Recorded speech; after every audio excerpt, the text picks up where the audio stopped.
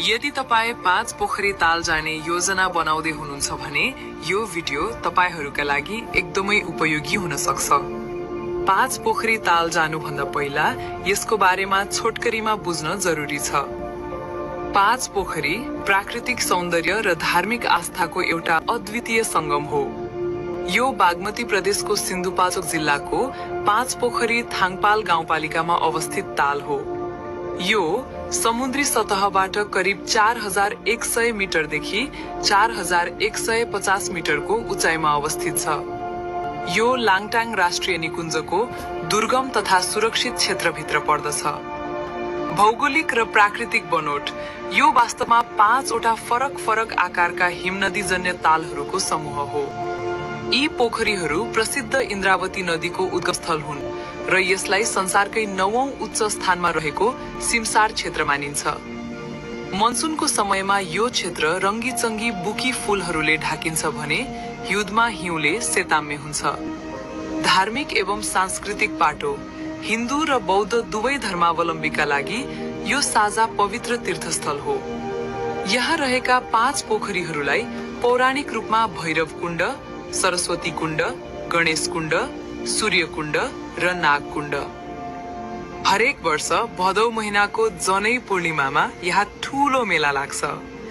देशैभरिका झाँक्रीहरू बोम्बो आफ्नो परम्परागत पहिरन र ढ्याङ्ग्रो ठोक्दै यहाँ शक्ति सुदृढ गर्न र पूजा आजा गर्न आउँछन्। यहाँको मूल कुण्ड नजिकै महादेवको मन्दिर छ।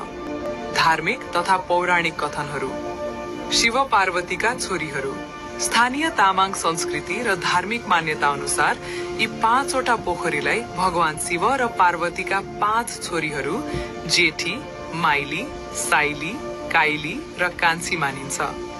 सरस्वती कुण्डको महत्व यी मध्ये सरस्वती कुण्ड सबैभन्दा ठूलो पोखरी हो।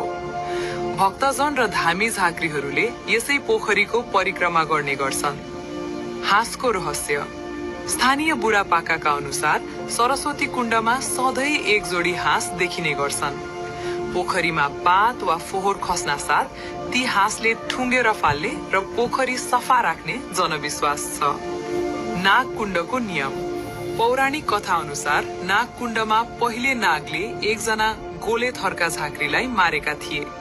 त्यसैले आज पनि गोले थर भएका मानिसहरू कुण्डमा जाँदैनन्।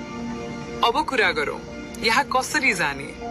नेपालका सम्पूर्ण भूभागहरूबाट जाने हो भने पहिला सिन्धुपाल्चोक जिल्ला पुग्नुपर्छ। यदि तपाईँ काठमाडौँबाट जाँदै हुनुहुन्छ भने 5 पोखरी दुर्गम र उच्च हिमाली क्षेत्रमा भएकाले त्यहाँसम्म सिधै सडक पुगेको छैन। यात्राको अन्तिम चरण पैदल नै गर्नुपर्छ। यहाँ पुग्न सडक मार्ग र हवाई मार्ग गरी 2 वटा विकल्पहरू छन्। सडक मार्ग काठमाडौँ सिन्धुपाल्चोकको मेलम्ची हुँदै जाने सार्वजनिक बस वा स्थानीय जीप पाइन्छन्। सडकको अन्तिम बिन्दु गाडीहरू काठमाडौँबाट मेलम्ची, भोटाङ हुँदै छिम्तीसम्म पुग्छन्।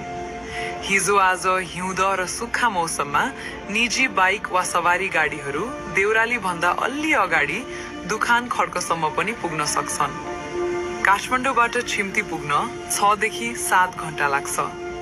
हवाई मार्ग छिटो र आरामदायी 5 पोखरीमा कुनै पनि व्यावसायिक विमानस्थल छैन। त्यसैले हवाई मार्ग भन्नाले हेलिकप्टर मात्र उपलब्ध छ। काठमाडौँबाट उडेको 20 देखि 25 मिनेटमै हेलिकप्टर 5 पोखरी पुग्छ। लागत यो अलि खर्चिलो हुन्छ। एउटा हेलिकप्टरमा 5 जनासम्म बस्न मिल्छ र एजेन्सीहरू मार्फत प्राइभेट चार्टर गर्दा वा ग्रुप जोइनिङ गर्दा निश्चित शुल्क लाग्छ। यो भिडियो तपाईलाई कस्तो लाग्यो प्रतिक्रिया दिनुहोला। यस्तै रमाइला